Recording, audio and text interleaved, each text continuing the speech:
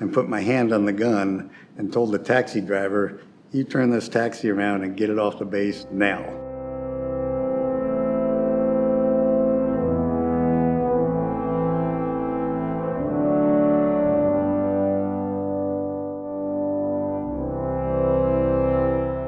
Our goal here is to create an atmosphere that it's comfortable for veterans to tell their stories, so we can get that true around the campfire type experience where the stories flow freely. And so why don't we start with just introduce yourself, what rank were you in, what service were you in, that kind of thing. Okay, well, first of all, my name is Bill Bicknell, and I'm happy to talk to you today about my experience. And I was in the Marine Corps from 1969 to 1971, and I came out of the Marine Corps as a corporal. I could have gone to officer school, but chose not to. What was your military specialty? Military specialty was actually a truck driver. By education, I'm a mechanical engineer. I'm a hands-on mechanical person, and I have worked on automobiles and trucks and engines all my life, and that was kind of unusual for the military service. I think they're noted for making mechanics into cooks and cooks into carpenters and so on like that, but they assigned me, once I got through the boot camp and training, they assigned me permanent duty station in Camp Pendleton, California, as a truck driver. Well, as soon as I showed up at the motor pool, they needed a clerk, and they looked and saw that I was a college graduate and I could type, and they issued me a toolbox in the morning, but I never opened it. By the afternoon, I was in the office sitting behind a typewriter, and so I was filling out all of these daily reports or weekly reports, depending on what they were, for all of the trucks in the motor pool, various, the mileage and when they needed service and when they needed repairs and things like that. And if they needed major repairs, we took them to another location on base, and I drove them. So I drove a lot of the big trucks, the M35s and the M54s, but the bulk of my days was spent behind a typewriter.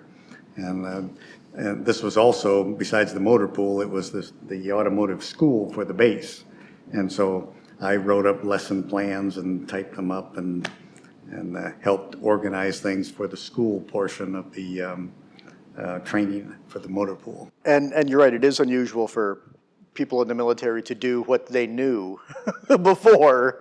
So that's interesting. But then it's also interesting that even though you were a trained engineer, you ended up just typing all day. For the most part, yeah.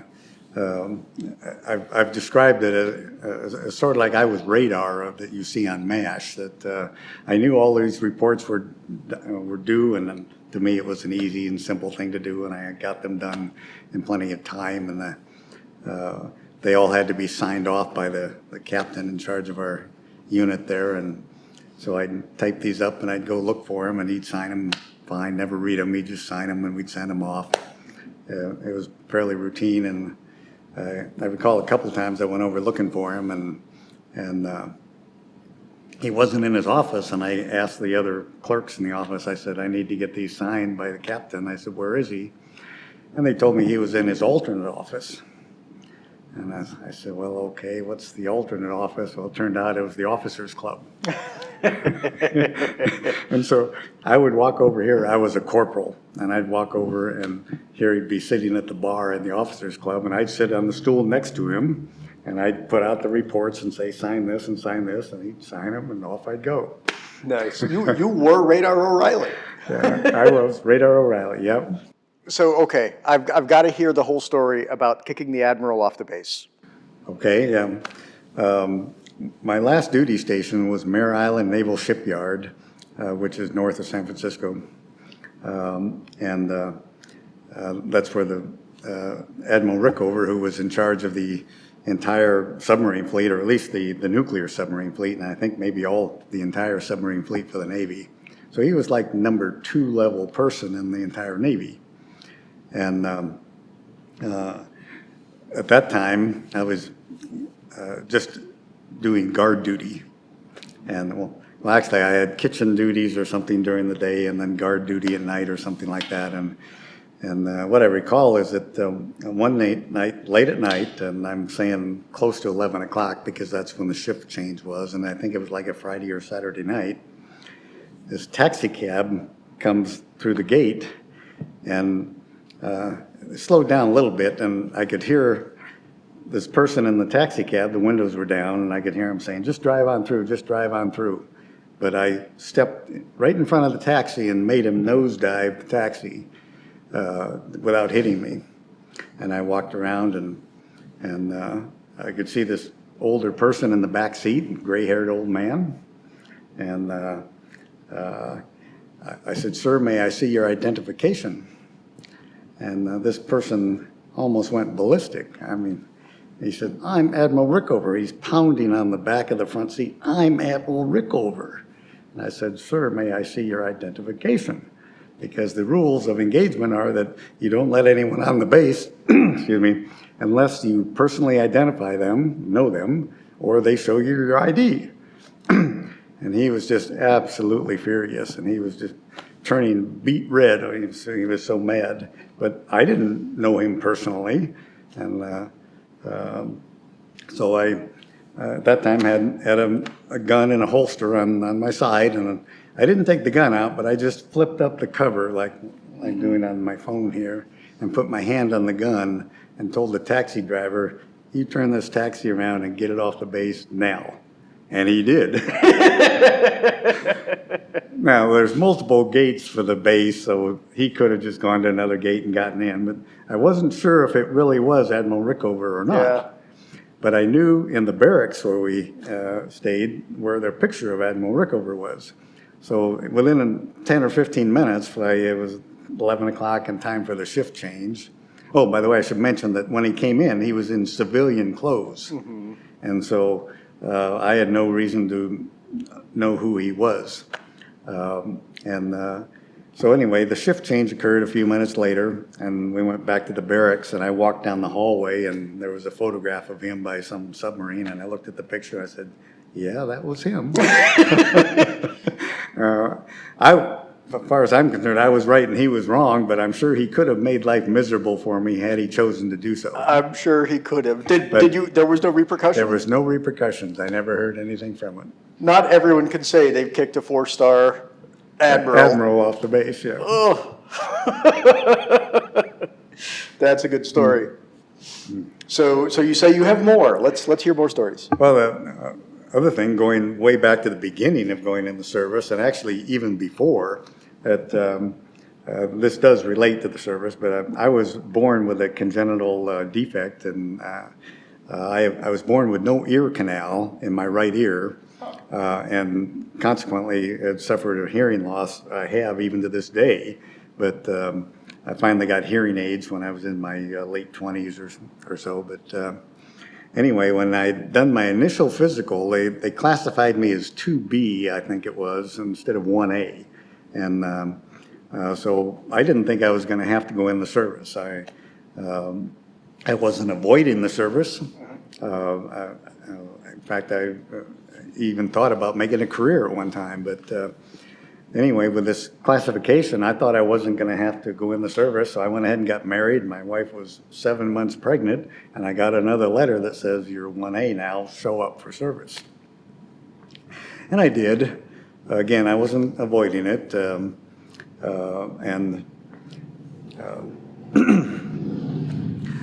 When I showed up for the actual induction, there's lines and lines of people, and maybe you've heard the stories about the lines on the floor. There's a yellow line, there's a red line, there's a blue line. Follow the red line, follow the yellow, whatever. And from one station to the next as you go through this process. And one of the stations was the hearing test.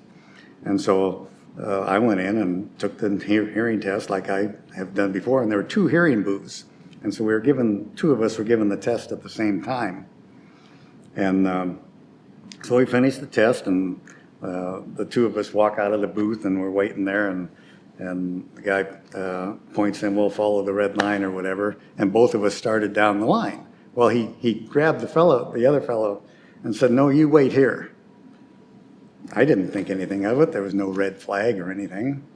And so I went on down and finished my induction and went through boot camp in the Marine Corps and camped Paris Island. And when I finished boot camp, or getting close to the end, I said, well, can I go to the hospital if I'm going to be in the service? Can I get my hearing fixed?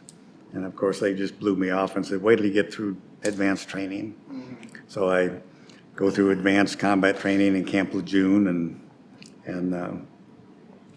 then get towards the end of that, I asked, can I go to the hospital and get my hearing corrected? And along with that hearing loss is I don't have any directional or very poor directional capability. Yeah, that makes sense. And I thought it was a little bit of a disadvantage not knowing if the bullets were coming from the left or the right.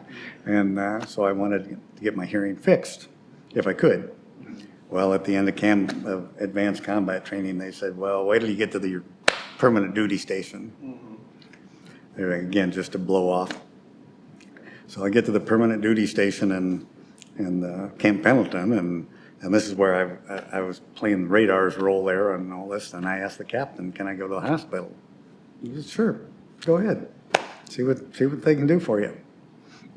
So I made an appointment, go down to the hospital, and when I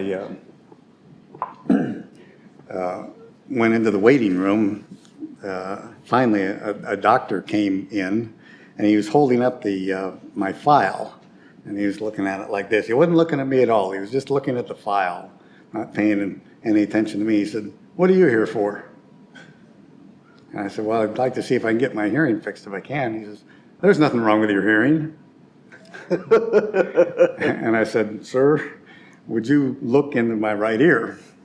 And so he grudgingly did so, figuring I was just trying to get out of work duty or something like that. And he finally looks in my right-hand ear there, and he says, this report does not match your ear. And I had this flashback to when I first came in, and the attendant there held the other person back. Yep. And I thought, he grabbed the wrong guy. So somebody probably got out of the service because of my hearing test results.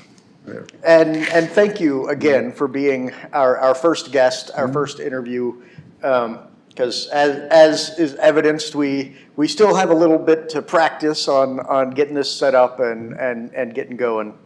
But again, thank you for being our first try. I'm happy to do it. Thank you for watching, and I hope you enjoyed this interview. If you would like to see more of these kinds of stories, please like this video and subscribe to our Veterans Around Campfires YouTube channel. Thank you.